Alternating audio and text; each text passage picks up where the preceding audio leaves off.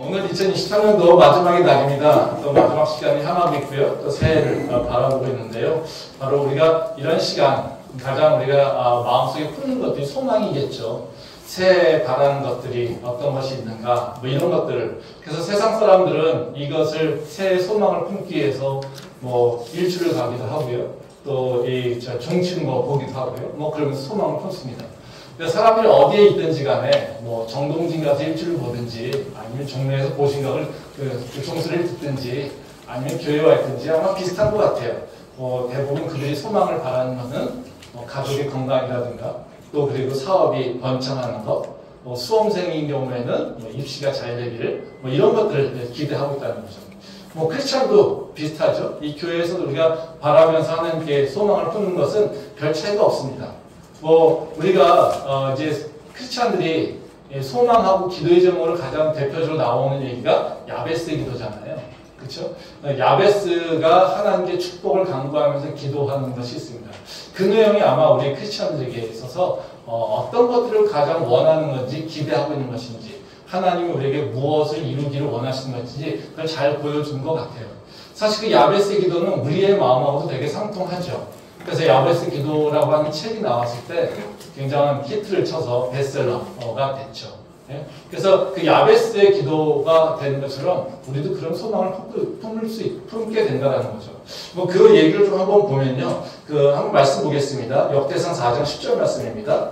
야베스가 이스라엘 하나님께 아뢰어 이르되 주께서 내게 복을 주시려거든 나의 지역을 넓히시고 주의 손으로 나를 도우사 나로 환난을 벗어나 내게 근심이 없게 하옵소서 하였더니 하나님이 그가 구하는 것을 허락하셨더라.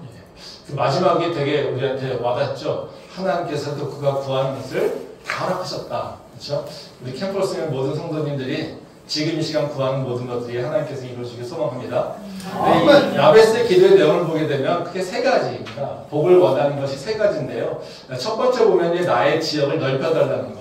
그리고 두 번째로는 지금 고난받는 것에서 벗어나게 해달라고 하는 것. 세 번째로는 앞으로 근심이 없게 해달라고 하는 것. 이 세 가지라고 한다는 거죠. 야베스의 기도는 되게 평범하죠. 근데 좀 독특한 부분도 있어요. 그러니까 두 번째, 세 번째 기도의 제목, 고난을 벗어나게 하고 근심이 없게 해달라는 것. 그러니까 지금 이거는 평탄한 삶, 순탄한 삶을 살게 해달라고 하는 것과 마찬가지라는 거죠.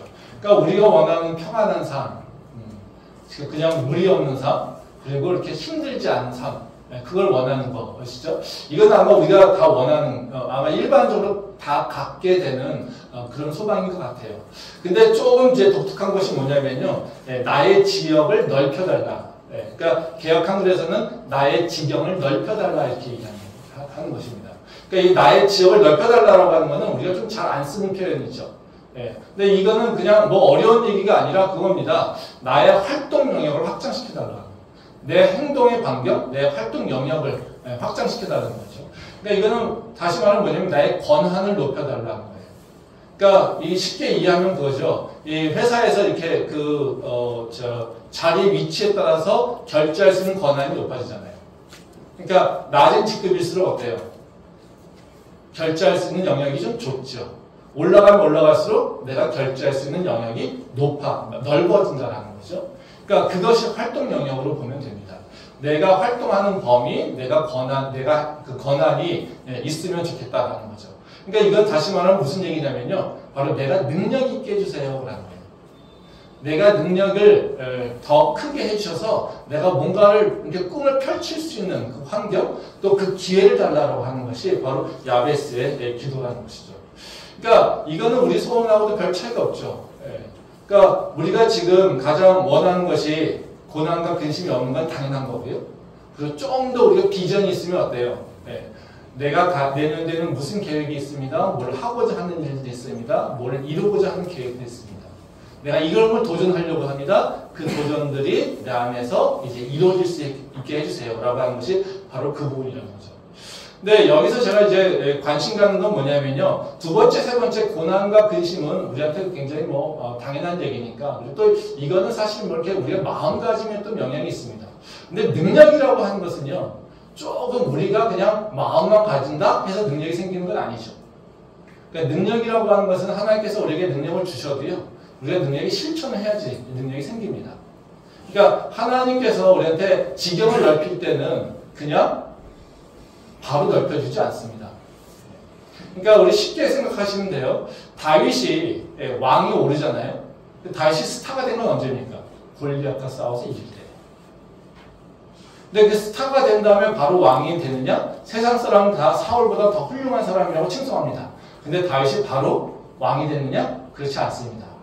오랜 시간 동안 쫓겨다니고 고난과 환난을 경험한 다음에 이제 왕이 오른다는 거죠. 그러니까 하나님께서는 우리한테 능력이라고 하는 걸 얘기할 때 어떻게 이루시냐면요. 단숨에 일약 스타가 되게 하지 않는다는 거예요. 하나님은 하나씩 하나씩 철저하게 우리를 변화시키면서 간다는 거예요. 그래서 하나님한테 우리가 능력을 받기를 원한다면요. 그냥 기도만이 아니라 뭐가 따라와야 되냐면 바로 내가 훈련해야 돼요. 스스로. 그러니까 우리가 가장 한심한 게 뭐냐면요. 그냥 기도만 하고 있으면 내가 능력이 있게 생각한다는 거죠. 영적인 능력, 목사님들이 기도만 열심히 하게 되면 능력이 생기는 거, 그거는 있을 수 있어요. 근데 우리가 세상에서 뭔가 세상에서 나의 활동 영역이 늘어나려면 세상을 제압할 수 있는 뭔가 능력이 있어야 돼요. 그러니까 목사님들이 기도해서 능력이 생기는 건 영적 능력이죠. 그거는 영적인 영역에서 싸움하고 훈련하고 있는 거예요. 기도라고 하는 것이 바로 영적인 싸움이니까요. 말씀이라고 하는 건 다 바로 그런 거니까요. 근데 우리가 원하는 건 내가 사탄마귀를 이겨서 내가 뭔가 누군가에게 축복 주고 뭔가 기적과 이적을 일으키는 거 원하시는 게 아니잖아요. 그렇죠? 우리가 능력을 원한다는 뭐겠습니까? 세상에서 내가 하고 있는 일을 잘하고 세상에서 세상 사람들과 경쟁해서 이기고 그렇죠? 세상에게 선한 영향력을 주고 이런 걸 원하는 거잖아요. 그렇죠? 그러면 우리가 뭐가 필요한 거냐면요. 하나님께서 주신 능력을 내가 그냥 품고 있고 하나님께서 주시면 해야지라고 하는 것 그런 생각이 아니라 바로 그들을 이겨나갈 수 있도록 그 능력이 내 안에 내재화될 수 있도록 훈련해야 된다는 거예요. 그래서 하나님 내게 새해에 바로 나의 지경을 넓혀주세요 라고 기도하면 그게 그냥 기도가 아니라 하나님 나는 어떤 훈련으로 내가 어떻게 도전하겠습니다 라고 하는 바로 그 약속들이 나한테 들어와야 된다는 거죠. 그래서 제가 오늘 나누려고 하는 말씀은 뭐냐면요. 우리 캠퍼스의 모든 성도님들이 내년도에는 지경이 넓혀지길 원합니다. 하고 있는 일이 달라지길 원하고요. 그리고 하시는 일의 범위가 달라지길 원하고요. 그리고 결정하는 바로 그 중요성들이 더 중요해지길 원합니다. 그걸 통해서 세상 사람들에게 바로 선한 영향력을 행사할 수 있기를 소망합니다. 그래서 그 마음으로 제가 고난과 근심을 피하는 것 이런 문제가 아니라 우리가 어떻게 하면 이제 능력을 좀 더 발휘할 수 있을까 이 부분에 대해서 오늘 말씀을 좀 나누려고 합니다. 그래서 좀 구체적으로 이제 두 가지 문제인데요. 하나는 우리 믿는 자에게 능력의 원천은 뭐냐라고 하는 거고요. 그리고 또 그럼 그 능력을 우리 안에서 내재화시키기 위해서는 우리가 어떤 훈련을 해야 되는가 이 두 가지 문제를 가지고 간단하게 좀 생각을 좀 해보도록 하겠습니다. 첫 번째로 이제 우리 믿는 자가 에게 있어서 그러니까 능력의 원천은 뭐냐 이것을 좀 밝힐 필요가 있겠죠. 우리 믿는 자는 어디서 능력을 받냐면요. 예수님의 십자가의 교훈상에서. 다시 말하면 우리가 예수님의 십자가를 따라가려고 할 때 우리에게는 능력이 나타나게 된다는 겁니다. 말씀 한번 보겠습니다. 고린도전서 1장 18절 말씀입니다. 십자가의 도가 멸망하는 자들에게는 미련한 것이요 구원을 받는 우리에게는 하나님의 능력이라. 이 말씀은 이제 우리의 능력이 어디서 오는지를 잘 설명해 주고 있습니다. 이제 사도 바울이 우리의 능력은 어디서 오냐면 십자가의 도, 그러니까 십자가를 따라가는 것, 십자가의 교훈, 이것을 얘기한다는 거죠. 이거는 생각과 다르다는 거예요. 세상은 십자가라고 하는 것이 죽는 거잖아요. 그러니까 세상에서는 이 십자가라고 하는 것이 미련한 것이고 바보 같은 것이고 지는 것이고 실패하는 것으로 생각한다는 거예요. 근데 우리한테는 오히려 바로 그 십자가를 따라가는 것이 능력이 된다고 하는 것을 얘기하고 있어요. 우리가 사실 믿는다고 하지만요. 이 십자가의 도가 내게 능력이 된다고 하는 것을 진짜 믿음으로 갖고 그걸 도전해 보려고 하는 것은 되게 좋은 믿음이에요. 사실 우리가 교회 다닌다고 하지만 우리가 십자가는 피하고 싶은 것이죠. 또 십자가의 교훈도 내가 그거를 따라가는 것도 주저주저해요. 왜 그렇습니까? 그게 능력처럼 보이지 않기 때문에 그렇습니다. 십자가의 교훈을 따라가려고 한다면요, 믿음이 있어야 돼요. 우리 마음속에도요, 지금, 성경에 보게 되면 맨날 십자가를 따라가는 그 십자가의 교훈, 십자가의 가르침, 이거를 따라가야 된다고 얘기할 때 우리가 자꾸 그것을 피하게 된다면 우리는요, 자꾸 능력이 쪼그라들 수밖에 없어요. 근데 우리가 믿음의 능력으로 삶을 살기를 원한다면 이제는 예수님의 그 십자가의 교훈이 무엇인지 생각하고 그 십자가의 교훈이 바로 나를 살린다라고 하는 것을 우리가 좀 기억할 필요가 있다는 거예요. 세상 사람 보기에는요, 그것이 되게 미련한 거고 바보 같은 거고 실패하고 지는 것이지만 바로 우리한테는 그렇지 않다는 거죠. 이것이 십자가의 도가 어떻게 내게 능력이 되느냐, 논리적으로 설명하는 거 쉽지 않습니다. 왜요? 이거는 하나님의 능력이 나한테 드러나는 것이기 때문에 그렇습니다. 그래서 이거는요, 예수님의 십자가를 따라가는 것이 어떻게 능력입니까? 라고 하는 것을 내가 어떻게 설명할까? 또는 논리를 이해할까? 이것에 대해서는 우리가 참 어려워요. 이해가 되지 않습니다. 그러니까 믿음이 없이는요, 이 십자가의 도가 나한테 능력이 된다라고 하는 고백할 수가 없어요. 이거는 뭐로 알 수 있냐면요, 해봐야만 알아요. 내가 예수님의 십자가를 따라가려고 그것에 대해서 바로 내 삶을 걸 때, 그때 내게 능력이 되는 것을 알 수 있다는 거죠. 그래서 이걸 머리로 이해해서 뭔가 도전하려고 하지 말고요. 이거는요, 바로 뭘로요? 믿음으로 도전을 해야 되는 거고요. 믿음으로 이걸 고백함으로써 내 십자가를 따라갈 수 있습니다. 그래서 내게 능력 주신 자 안에서 능치 못함이 없다라고 하는 고백 있잖아요. 근데 내게 능력 주신 자, 그게 뭡니까? 예수님의 교훈을 따라서, 십자가를 따라서 간다라고 하는 것을 우리가 기억하고, 이제 2024년도에 바로 십자가를 다시 한번 묵상하고, 그리고 십자가가 가르쳐주는 그 삶의 길이 나 안에 어떻게 구현할 것인가를 고민하는 우리 캠퍼스 예배 모든 성도 될 수 있기를 소망합니다. 두 번째로요, 십자가의 교훈을 따라가는 것이란 실제로 액션이 어떻게 일어나야 되는가, 우리가 뭘 해야 되는가라는 거죠. 성경도 이 부분에 대해 설명하고 있습니다. 근데 그래서 오늘 읽은 말씀에서 보게 되면 바로 두 가지 행동의 강령 또 행동의 방향에 대해서 얘기하고 있습니다. 그 두 가지 행동, 요령에 대해서 말씀을 좀 드리도록 하겠습니다. 첫 번째로 이제 십자가의 교훈을 따라가는 것은 어떤 거냐면요, 자기 이익을 추구하는 게 아닙니다. 그러니까 내가 이익을 받는 자가 아니라 내가 이익을 나누는 자가 되고자 하는 마음이 있어야 됩니다. 즉, 축복으로 개념을 얘기한다면 내가 축복을 받는 것에 관심이 있는 것이 아니라 내가 이제 축복을 나누려고 하는 것에 관심을 갖기 시작하면 된다는 거예요. 그러면 내가 이제는 나를 통해서 능력이 나타나게 된다는 겁니다. 말씀 한번 보겠습니다. 로마서 15장 1절부터 3절 말씀입니다. 믿음이 강한 우리는 마땅히 믿음이 약한 자의 약점을 담당하고 자기를 기쁘게 하지 아니할 것이라. 우리 각 사람이 이웃을 기쁘게 하되 선을 이루고 덕을 세우도록 할지니라. 그리스도께서도 자기를 기쁘게 하지 아니하셨나니 기록된 바 주를 비방하는 자들의 비방이 내게 미쳤다함과 같으니라. 이 말씀은 이제 예수님의 십자가와 부합하는 우리의 행동이 뭔지 설명해 주고 있어요. 근데 주로 이게 로마서 말씀인데 이게 어떤 부분에 나오냐면요, 성도들 간에 서로 용납해라, 받아들여라 하는 얘기예요. 그래서 이 본문 말씀을 대부분 뭘로 해석하냐면 교회 안에서 서로 품어라 이렇게 이해를 하는 경우가 많습니다. 그것도 틀린 얘기는 아닙니다. 근데 이게 본질적인 의미가 뭐냐면요, 여기 보면 믿음이 강한 우리라고 하잖아요. 근데 이 믿음이 강한이라고 하는 것의 그 원어적 의미는 뭐냐면요, 능력 있는 자를 얘기해요. 어떤 것을 할 수 있는 자, 그러니까 뭐를 해결할 수 있는 자, 이게 바로 믿음이 강한이라고 하는 것의 의미라는 거죠.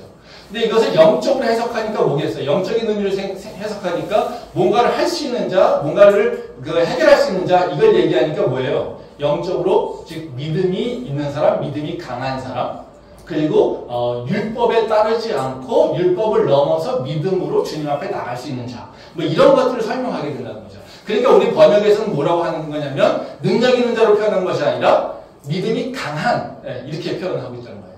근데 이 원어적 의미는 뭐라고 했어요? 아까 뭔가를 할 수 있는 자, 능력 있는 사람. 능력 있는 사람은 이렇게 얘기하고 있다는 거예요. 그러니까 여기 보면 뭐냐면요. 능력 있는 사람은 능력이 없는 사람의 약점을 보듬어주는 자야. 이렇게 얘기해요. 이게 원어적인 의미라는 거죠. 그러면 여기서 보면 그 능력 있는 자 또는 믿음이 강한 자라고 하는 것을 뭐로 얘기하고 있냐면 바로 예수님의 십자가를 따라서 내가 삶을 이제 내 이익이 아니라 바로 상대방의 이익을 위해서 약한 자를 품는 자를 얘기하고 있다는 거죠. 그래서 여기 보게 되면 뭐라고 얘기 나오냐면요. 거기 그 2절 말씀에 보면 그런 얘기합니다. 우리 각 사람이 이웃을 기쁘게 하되 선을 이루고 덕을 세우도록 할지니 그리스도께서 자기를 기쁘게 하지 아니하셨나니 이렇게 얘기했어요. 그래서 2절과 3절 말씀은 뭐냐면요. 그 3절 말씀이 바로 예수님께서 우리에게 보여준 삶의 모습, 즉 그 십자가의 교훈이 뭔지를 얘기하고 있고요. 그것을 이제 우리 삶에서 어떻게 실천할지에 대해서 얘기하고 있는 거예요. 그래서 3절 말씀에 보면 뭐라고 합니까? 그리스도께서 자기를 기쁘게 하지 아니하셨나니 이겁니다. 그러면서 주를 비방한 자들의 비방이 내게 미쳤나이다 이렇게 얘기합니다. 이건 무슨 얘기냐면요. 예수님의 십자가가 예수님을 비방한 거겠습니까? 이건 하나님을 비방하는 거예요. 하나님에게 쏟아지는 그 하나님을 믿는 자에게들 그리고 하나님을 믿지 않으려고 하는 모든 자들의 그 비방을 누가 담당한 거예요? 하나님 대신에 예수님이 담당하신 거예요. 그래서 지금 예수님은 자기를 위해서 행동하신 것이 아니라 누구를 위해서요? 하나님의 뜻을 이루기 위해서 행동하신 거예요. 그래서 예수님의 행동에 바로 그 핵심적 특성은 뭐냐면요. 내 유익을 구하는 것이 아니라 하나님의 이익을 구하는 거라는 거죠. 그래서 그것이 우리 삶으로 딱 들어오면 2절에 보면 뭐라고 얘기합니까? 우리 각 사람이 이웃을 기쁘게 하되 선을 이루고 덕을 세워라. 즉 우리가 뭘 해야 된다고요? 내게 기쁨이 되는 것, 내게 유익이 되는 것 이런 것을 찾아서 행동하는 것이 아니라 내 이웃에게 기쁨이 되는 것, 내 이웃에게 선을 이루는 것, 내 이웃에게 덕이 무엇인지를 가르치는 것을 네게 행동하라 이런 얘기입니다. 그러니까 결론은 뭡니까? 너는 누구냐면 너가 복받는 자뿐만 아니라 너는 복의 통로된 자야 이겁니다. 그래서 우리가 하나님께서 아브라함을 부르셨을 때 어떻게 얘기합니까? 너는 복이 될지니 또 너를 통해서 많은 자가 복을 받게 될 거라고 얘기합니다. 그러니까 우리의 정체성은요. 복 자체일 뿐만 아니라 또 다른 하나는 뭐예요? 복의 통로 역할을 하는 거예요.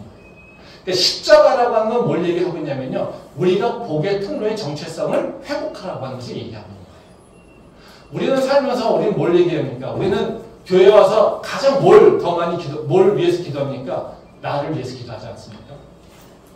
나를 위해서 기도하는 게 나쁜 건 아니에요. 근데 그것만 하니까 문제인 거죠.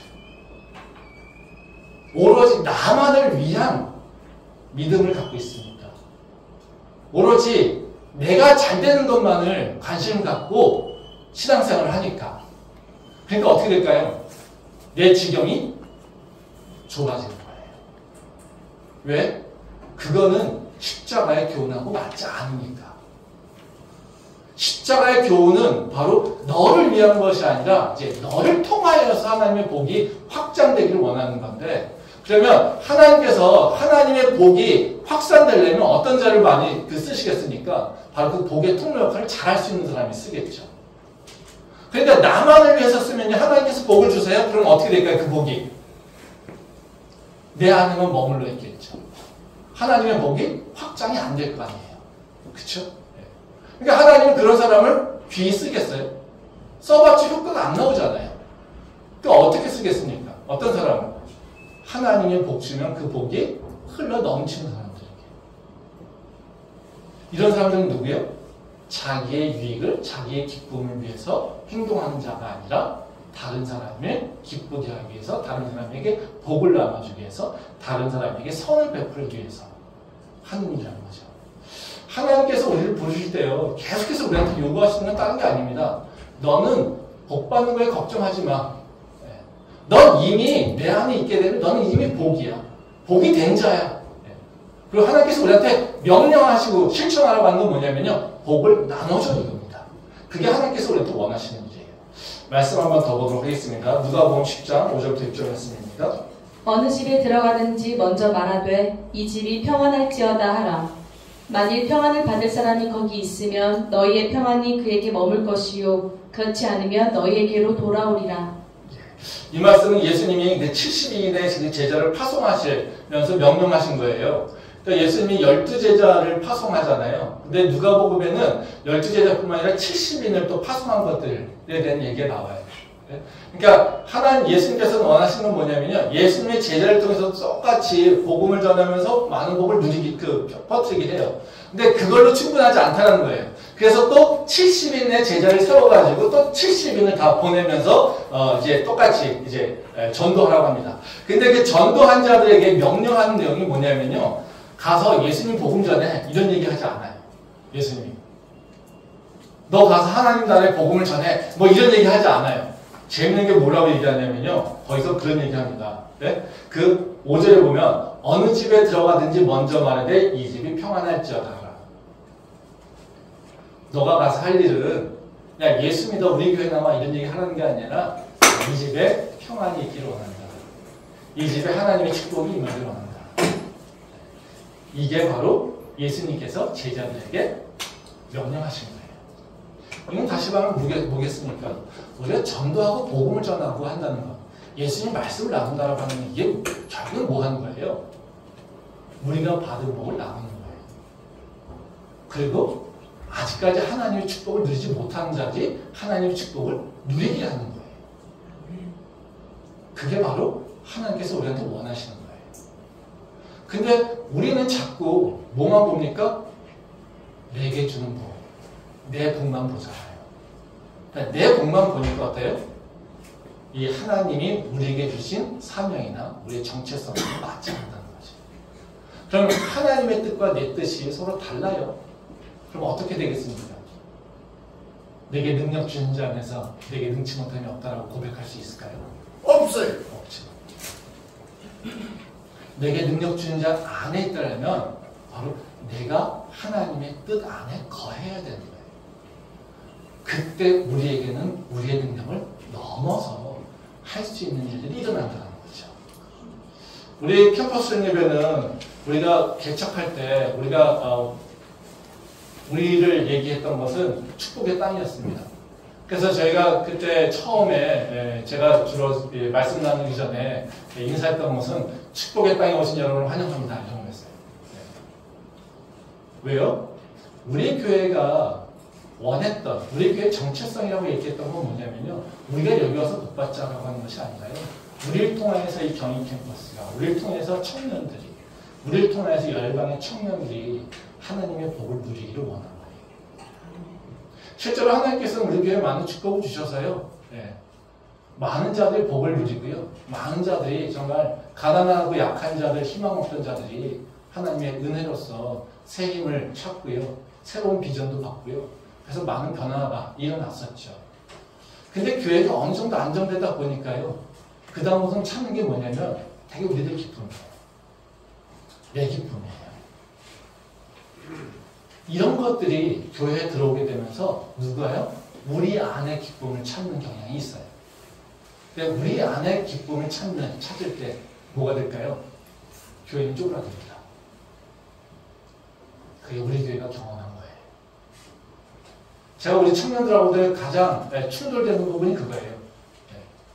너희들 기쁨, 너희 공동체 기쁨, 청년들이 모여서 기쁨 나누는 거, 이것에 목표를 두지 마. 아마 청년들이 뭐 그런 부분들이 있을 거예요. 예전에는 모르겠지만 제가 요새는 청년들이 뭘 하겠다고 하면 거의 다 하지만 딱 방향성이 있습니다. 우리 모여서 우리가 기뻐해요? 전 좋아하지 않습니다. 우리 부목사님이 아마 그래서 힘든 부분도 있을 거예요. 제가 노하는 경우가 꽤 많거든요. 그런 건 뭐 하려고? 그런 얘기 합니다. 왜요? 우리 안에서 우리를 기쁘게 하는 거, 그건 우리가 해야 될 일이 아니에요. 우리를 기쁘게 하는 건 하나님께서 이미 다 하세요. 근데 하나님께서 우리한테 기쁨을 주시고, 우리한테 평안을 주시고, 우리한테 즐거움을 주시는데, 그것이 만족되지 않아서 우리는 우리가 우리의 기쁨을 찾으려고 해요. 그건요, 십자가랑 맞지 않아요. 그건 교회에서 해야 될 일이 아니에요. 세상 동호회에서 하는 일이에요. 교회는 철저하게 뭐예요? 내 기쁨이 아니라 하나님의 기쁨을, 그리고 내 이웃에게 기쁨을 나누는 거예요. 그게 내가 진짜 하나님의 복을 누리는 방법이에요. 그게 바로 우리의 정체성이라는 거죠. 저는 우리 교회가 2023년 되면요, 축복하는 교회 됐으면 좋겠습니다. 네. 나를 위해서 축복하고 내가 축복받기 위해서 기도하고 이런 것이 아니라요, 내 성도 주변에, 우리 성도, 내 셀에 있는 사람들, 우리 교회 누군가를 위해서 기도할 수 있는 자가 됐으면 좋겠어요. 뿐만 아니라 우리의 사명이 캠퍼스에 청년들을 위해서 기도했으면 좋겠어요. 캠퍼스의 복음화를 위해서 기도했으면 좋겠어요. 이 땅을 위해서 기도한 자가 있었으면 좋겠어요. 이 회기동에 있는 사람들을 위해서 기도했으면 좋겠어요. 또 열방에 있는 사람들, 우리 미얀마 같이 관심과 계속해서 기도하는데, 정말 내 개인 기도 시간에 하나님, 저 미얀마 땅에 아직도 내정이 있는데요, 그 땅에 미얀마에 있는 청년들이요, 정말 열방에 나가지 못해가지고요, 그 땅에서 정말 아파하고 있는데요, 그 땅에 평안이 있기를, 바로 그것을 위해서 기도할 수 있는 성도가 우리 경인 캠퍼스에 성도가 되길 원한다는 거죠. 우리 개인 기도 많잖아요. 그렇죠? 그렇지 않습니까? 근데 그것도 제대로 못한다고 그래서 남이 기도하는 거, 이것을 되게 잘못된 걸 생각하는데요. 저는 거꾸로입니다. 내 기도 안 하고요, 내게 맡겨진 중보기도 먼저 하십시오. 그게 복받는 일입니다. 하나님께서 기뻐하시는 일이에요. 내가요, 내 기도 하나님 앞에 다 얘기하지 않아도요, 하나님은요, 내 마음을 더 잘 알아요. 내 필요를 더 잘 알고 있어요. 근데 우리는 맨날 배운 게요, 네 기대 제목 10가지, 100가지 다 세세하게 적어내. 이렇게 적어내라고 하는 이유는 뭐냐면요, 그거를 알아야지, 그렇게 기도해야지 준다는 게 아니에요. 그렇게 일일이 세세하게 기도를 적으라고 하는 건 뭐냐면요, 우리가 너무 허황되게 하니까. 그리고 우리가 기도해도, 기도에 응답을 줘도 모르니까. 그러니까 네가 세세하게 적어봐. 그럼 네가 세세하게 원하는 거 아주 세밀하게 응답하시는 분이 하나님이야. 이것을 알게 하기 위해서 그렇게 훈련하는 거예요. 그렇게 기도하지 않아도요, 우리의 필요를 다 채워주세요. 저는요, 지금 여러분들이 말씀하지만요, 제 가족 위해서 기도한 적 별로 없어요. 저희 건이 위해서요? 작년에 건이 입시 위해서요? 저 기도한 적 없어요. 제 처가 맨날 불만입니다. 목사라며, 아들 위해서 좀 기도해. 저 안 했어요. 왜요? 그걸로 내가 할 일이 아니거든요. 맨날 내 기도만 붙잡고 있으니까 어때요? 내 시선은 나밖에 못 보죠. 내 시선을요, 내 지경을 넓히려면요, 내 시야를 넓혀야 돼요. 시야를 넓히는 방법은요, 내 기도의 지경을 바뀌면 돼요. 내 시야가 커져야 돼요. 내 시야가 하나님의 관점에서 바라봐야 돼요. 그럼 뭐요? 하나님께서 나에게 그렇게 역사하세요. 그게 하나님의 약속입니다. 성경에서 하나님께서 계속 그 얘기하지 않습니까? 아브라함을 보고도요, 롯하고 헤어진 다음에 뭐라고 하십니까? 그 땅을 그냥 주십니까? 야, 내가 온천지 땅을 다 줄게, 이렇게 얘기하십니까? 아니에요. 하나님께서 뭐라고 하십니까? 아브라함 불러다가요, 야, 사방을 네가 다 돌아서 봐봐. 네가 보이는 것이 네 것이 될 거야. 그렇죠? 근데 우리는요, 맨날 내 것만 봐요. 그렇죠? 그러면 내가 가진 것이 내게 되겠죠. 근데 내가 가지고 있는 게 얼마나 됩니까? 왜 그거 가지려고 기도합니까? 아니잖아요. 바로 그 시선, 그런 믿음이 우리의 앞길을 막고 있다는 걸 아셔야 돼요. 거기서 벗어나야지 내 삶이 바뀌어요. 내 기도의 제목이 바뀌어야 내 삶이 바뀌는 거고요. 내 믿음의 역량이 바뀌어야지 내 삶이 바뀌는 거예요. 그저 맨날 앉아가지고 힘들어요. 나만 어려워요. 나만 고통당해요. 이렇게 맨날 한탄하고 있어 보세요. 내 인생이 바뀌는지. 성경에 나오지 않습니까? 36년 된 환자. 물이 동하면 움직이려고 했던 환자. 근데 예수님께서 뭐라고 하십니까? 그에게.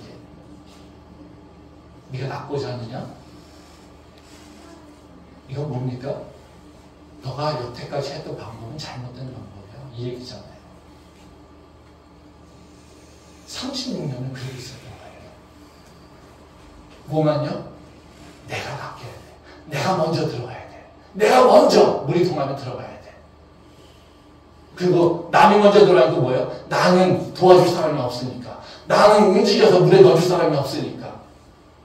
그를 30년 넘게 똑같이 하고 있는 거예요. 지금의 크리스천들이 그 모습 아닐까요? 지금 우리 모습이 혹시 그 모습 아닐까요? 지금 나 힘들어요. 나 맨날 고통스러워요. 내 인생은 왜 이렇게 꾸질꾸질해요? 맨날 내 인생 바라보면서 그러고 있어요. 그 인생 36년 된 그 환자나 별 차이가 없다는 거예요. 네, 그 모습에서 이제는 다른 사람을 축복하는 모습으로 하나님의 복을 나누는 모습으로 변해갈 때 하나님은 자연스럽게 우리의 지경을 넓히시는 분이라는 것을 믿으시기 바랍니다. 그것이 예수 그리스도 십자가와 부합하는 삶이고요. 그것이 우리가 하나님의 능력을 내 삶에서 경험하는 바로 그 지름길이라는 것을 다시 한번 고백할 수 있는 우리 될 수 있기를 소망합니다. 두 번째로요, 십자가의 교훈을 따라가는 건 어떤 거냐면요, 소망을 내 육체적 조건에서 바라보는 것이 아니라 하나님 말씀에서, 하나님 약속에서 찾아내는 거예요. 그러니까 우리가 뭔가를 하고 싶어요. 뭘 해야 돼요. 뭔가 할 수 있을 것 같아요. 이런 기대감이 있잖아요. 근데 그 기대감이 어디서 오는 거냐면 하나님 말씀에서 기대감을 갖게 된다는 거죠. 그게 우리가 십자가를 따라가는 자의 모습이에요. 말씀 보겠습니다. 로마서 15장 4절부터 6절 말씀입니다. 무엇이든지 전에 기록된 바는 우리의 교훈을 위하여 기록된 것이니 우리로 하여금 인내로 또는 성경의 위로로 소망을 가지게 함이니라. 이제 인내와 위로의 하나님이 너희로 그리스도 예수를 본받아 서로 뜻이 같게 하여 주사 한 마음과 한 입으로 하나님 곧 우리 주 예수 그리스도의 아버지께 영광을 돌리게 하려 하노라. 예, 이제 이 말씀은 이제 예수님께서 어떻게 이제 십자가를 끝까지 따라갈 것인가라고 하는 부분에서 얘기를 하고 있어요. 이 4절 말씀에 보면 그런 얘기가 나오죠. 우리로 하여금 인내로 또는 성경의 위로로 소망을 가지게 합니다. 이렇게 얘기합니다. 그러니까 왜 그러겠어요? 예수님께서 우리한테 가르쳐 주실 때 이미 십자가의 길이라고 하는 건 쉽지 않다는 걸 알고 계세요. 그러니까 십자가를 따라간다라고 하는 것이 나에게는요, 희망이 안 될지도 모른다라고 하는 생각, 그리고 육체적으로는요, 어려울 수 있다라고 하는 것을 이미 알고 계세요. 그래서 너희가 분명하게 그 십자가의 길을 따라가려면 뭘 해야 되냐면 참아내야 돼. 인내해야 돼. 이렇게 얘기하고 있어요. 거기서 또 뭐라고 합니까? 네. 근데 그 참아낼 때 너에게 필요한 거는 누군가의 위로하고 누군가에게 소망을 붓게 되는 거야. 이것이죠. 그러니까 우리가 뭔가 소망이 없이 끝까지 뭔가 참아낼 수 없잖아요. 그렇죠? 우리가 한 줄기 뭔가 빛이 있어야지 우리는 뭔가 살 수 있을 거라고 하는 기대가 있는 거잖아요. 근데 우리는 그 기대가 어디서 오냐는 거죠. 뭘 보고 찾냐는 것이죠. 근데 하나님께서는 말씀하신 게 뭐냐면요. 예, 성경의 위로를, 성경의 소망을 가지라고 얘기한다는 거예요. 즉 하나님의 말씀을 통해서 위로를 받고 하나님의 말씀으로 너가 소망을 품으라는 겁니다. 우리는 세상에서는 가르쳐준 게 뭡니까? 너 조건을 봐. 야, 네가 할 수 있는 미래를 봐. 여기서 네가 미래에서 뭘 할 수 있겠니? 이렇게 얘기하는 거죠. 근데 다시 말하면 무슨 얘기예요? 우리의 육체의 조건을 가지고 우리의 앞날을 결정하게 되는 거예요. 이게 세상에서 우리한테 가르쳐주는 거예요. 그리고 네가 가진 게 없잖아? 네, 그런 거잖아요. 네가 가진 게 없잖아? 그러니까 뭐예요? 네, 너는 앞으로 할 수 있는 게 없어. 이겁니다. 근데 실제로 한번 보세요. 우리가 가진 것에 따라서 우리가 행동하나요? 그렇지 않아요. 그러니까 저희가 상담하는, 저희한테 이렇게 상담 온 친구들이 이제 있는데요. 가끔 이제 공부하러 하겠다, 뭐 이제 교수 되겠다라고 하는 꿈을 갖고 있는 데들이 있어요. 네. 그러면 제가 그 꼬치꼬치 묻습니다. 앞으로 뭐 대학원 가서 뭐 하고 뭐 할 건데 제가 꼬치꼬치 묻거든요. 그러면요, 빙빙 돌려요. 네. 뭐 그냥 공부하면 좋으니까요. 뭐 공부해서 뭐 이런 것도 배우기 좋을 거 아니에요. 그래서 뭐 하고 싶은데, 네. 그래서 어떤 거 되고 싶은데, 제가 끝까지 물어봐요. 그러면 끝까지 그냥 뭐라고 얘기하냐면요, 교수 되고 싶어요. 근데 왜 얘기 안 하니? 내가 자신이 없어서요. 교수님 앞에서 교수님 되겠다라고 하는 그 얘기를 하는 것이 두렵다는 거예요. 왜? 지금 내 모습은 그럴 만한 자격이 없는 것 같으니까. 그거예요. 그러니까 내가 지금 모습을 갖고 내 주체 조건을 보니까요, 뭘 하겠다라고 하는 것이 너무 허황돼 보여요. 너무 정말 말도 안 되는 소망을 품는 것 같아요. 이거예요. 그래서 제가 그걸 끝까지 물어본 다음에 야, 할 수 있어. 나도 그랬어. 저는 그렇게 얘기합니다. 지금 우리가 가진 게 없잖아. 근데 이건 앞으로 해야 될 일이잖아. 이겁니다. 하나님하고 우리하고는 좀 달라요. 우리는요, 자꾸 우리 앞에 있는 것, 내 지금 현재의 조건, 내 과거의 조건을 통해서 미래를 봅니다. 근데 하나님은요, 그렇게 보지 않아요. 하나님 그렇게 보지 않아요. 하나님은 우리를 향하신 계획이 있고요. 하나님은요, 우리를 향하신 계획을 이루시려고 우리를 끝까지 인도하시고요. 하나님께서는요, 우리를 통하여서 당신의 영광이 나타나기를 원하세요. 그리고 그 계획들이 있어요. 그걸 따라간다는 거죠. 그게 뭡니까? 하나님의 약속이에요. 그렇죠? 그 약속은 우리가요, 각자마다 갖고 있는 것도 있고요. 우리 모두에게 받는 약속이 있어요. 그게 뭘로 표현되어 있습니까? 성경으로 표현되어 있어요. 그래서 성경을 보면 뭐가 나옵니까? 하나님께서 우리를 향하신 그 계획과 우리가 하는 뜻, 우리에게 이루시는 것. 바로 그것이 가장 보편적으로 이루신 건 뭐예요? 우리를 세상에서 버려진 자가 아니라 하나님의 자녀로서 품어주신 거예요. 누굴 통해서요? 예수님의 십자가를 통하여서. 그쵸? 근데 예수님의 십자가가 그럼 우리의 끝입니까? 아니에요. 그렇지 않아요. 예수님께서 우리가 예수를 믿는다고 고백해서 하나님의 자녀가 되면 거기서 머무르는 것이 아니라 그때부터 뭐가 됩니까? 새로운 인생이 펼쳐지는 거예요.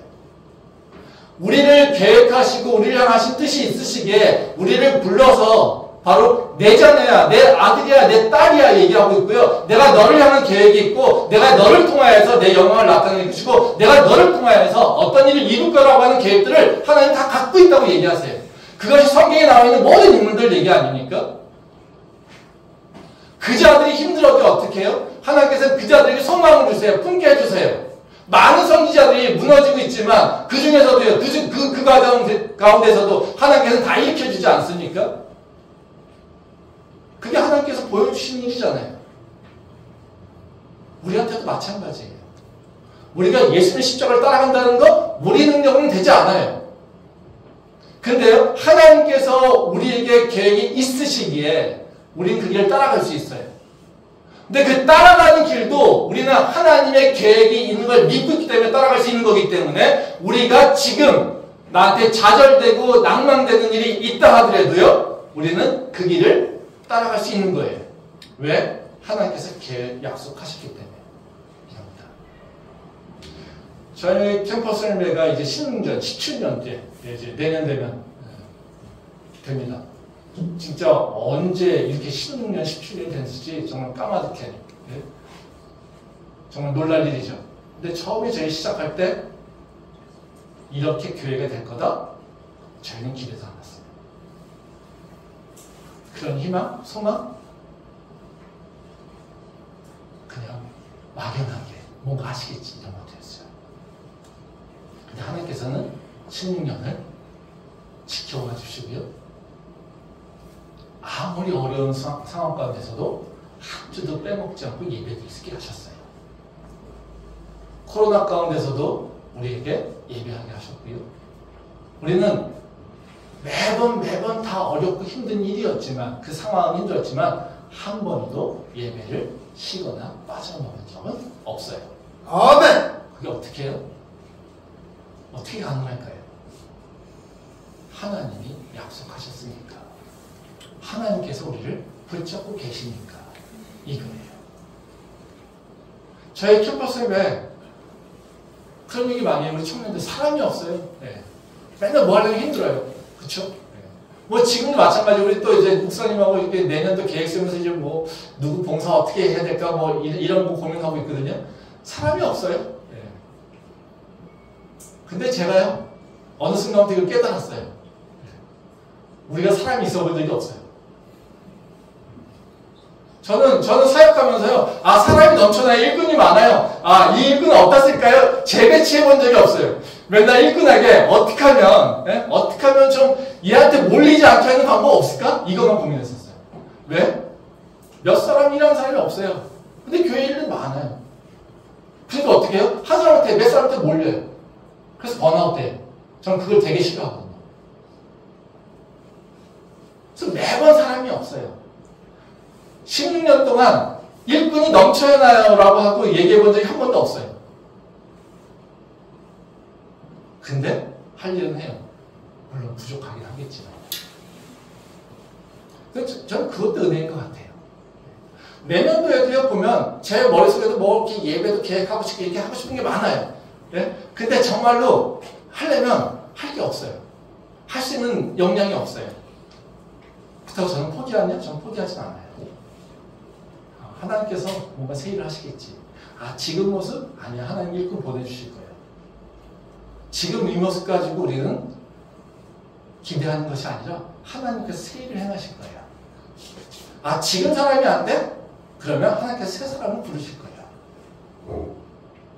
여태까지 저는요, 하나님께서 당신의 사람을 불러서 당신의 방식으로 일을 하시지 사람 몇 사람이 계획한 대로 일하시는 것 같지 않아요. 제가 사역하면서 그거 외고 있습니다. 그래서 저는 부족한 것에 대해서는 걱정하지 않아요. 근데 부족하다 보니까 힘든 부분도 있죠. 근데 그럼에도 불구하고 저는 항상 주께서 하십니다. 저는 사역하면서 항상 그 생각을 해요. 하나님, 이게 내 교회예요? 하나님 교회잖아요. 내가 해요? 하나님이 하시잖아요. 이거 우리가 세우게 잡았어요? 하나님이 세우셨잖아요. 저는 그렇게 얘기하거든요. 막 그렇게 따져요, 저는. 하나님한테. 욕먹을 일이지만, 그렇게 합니다. 왜? 하나님 교회시잖아요. 하나님께서 세우셨잖아요. 하나님께서 책임진다고 약속하셨잖아요. 하나님께서 인도하신다고 했잖아요. 하나님, 제가 할 수 있는 건요, 대단한 일 할 수는 없어요. 근데요, 하나님께서 이 교회를 세우신 그 사명을 제가 기억합니다. 그래서 제가 매일같이 붙잡는 게, 여기 계신 분 중에 듣기 싫은 분도 계시겠지만, 경희대의 복음화, 청년의 복음화, 이거를 계속해서 얘기하고 있는 게 바로 그것이 우리에게 주신 사명이기 때문에 그래요. 하나님, 제가 할 수 있는 건요, 잘할 수 있는 능력은 없어요. 근데요, 하나님께서 내게 주신 사명을 끝까지 붙잡고는 갈 거예요. 전 그거는 붙잡고 있습니다. 전 그게 우리가 할 수 있는 다라고 생각해요. 아멘. 그러면 하나님께서 필요한 사람, 또 하나님께서 쓰실 사람, 이거죠. 저는 그 일에 하나님께 쓰임받는 사람이 전 축복된 사람이라고 생각해요. 오늘 오전에 말씀하신 것처럼 여호와를 내 하나님이라고 고백하는 자가 축복받은 자잖아요. 그렇죠? 하나님, 나같이 쓸모없는 자인데 하나님께서 나를 이것에 쓸 일이 있다고 해서 이곳에 불러주시고 하나님이 일꾼으로 세우셨으니까 난 감사해요. 제가 목사지만요, 제가 목사 여러 번 얘기하지만 제가 목사로서 아무런 소망이 없었어요. 원하는 게 없었어요. 근데 지금 똑같은 마음이냐? 아니에요. 제가 목사를 15년, 16년 하면서요, 저한테 큰 변화는 뭐냐면요, 하나님 저를요, 사용해 주셔서 감사해요. 저같이 능력 없고 자격 없는 사람을요, 목사로 세워주시고 하나님께서 이 하나님의 일에 참여할 수 있게 해주셔서 감사합니다. 저는 목사하는 것에 대해서 기뻐하고 좋아하진 않지만요, 저는 이 일에 되게 가치를 가지고 있어요. 아멘. 왜? 하나님의 일에 참여할 수 있는 법이니까. 이게 하나님께서 우리한테 원하시는 거예요. 하나님의 일을 한다는 건 쉬운 일은 아닙니다. 근데 뭔 믿고 갑니까? 하나님의 약속을 믿고 가요. 그 약속을 통해서 우리는요, 아무것도 없지만 소망을 품는 거예요. 우리가 보기에는 길이 없어 보이지만 분명히 길을 내실 거라고 믿는 거예요. 그게 저는 믿는 자가 하는 방법이라는 거죠. 2024년 생각해 보십시오. 여러분 인생이 꽃길이 없고 같습니까? 전 자신합니다. 여러분 인생에 꽃길은 없습니다. 저주하는 게 아니라요, 그걸 기대하지 마십시오. 그건 하나님의 뜻과 맞지 않습니다. 꽃길만 거는 거 우리한테 원하지 않으세요. 예수님 우리를 부르실 때 뭐라고 하십니까? 네 십자가 지고 나가. 네 인생 꽃길 내가 만들어줄게. 예수님 그 얘기하지 않으세요. 이거 다 현혹함되기의 꽃길은요. 우리 인생에요 꽃길을 펼쳐줄 사람은 아무도 없어요. 꽃길만 가잖아요. 그러면 무료해서 죽습니다. 할 일이 없어서 죽습니다. 우리는요 꽃길을 기대하면 안 돼요. 아멘. 2024년도 여러분 인생에 꽃길은 없습니다. 근데요 평안은 있습니다. 근데요 안전함은 있습니다. 보이지 않아도요 길은 있습니다. 그게 하나님의 약속이에요. 그러기에 우리는요 내 앞에 있는 장애를 보는 것이 아니라 하나님의 약속을 보는 거예요. 그걸 통해서 우리는 위로를 받고요. 그걸 통해서 우리는 소망을 품게 되는 거고요. 그걸 통해서 내 앞에 있는 장애를 이겨내는 거예요. 그때 하나님의 능력이 내게 드러나는 것을 경험하는 거예요.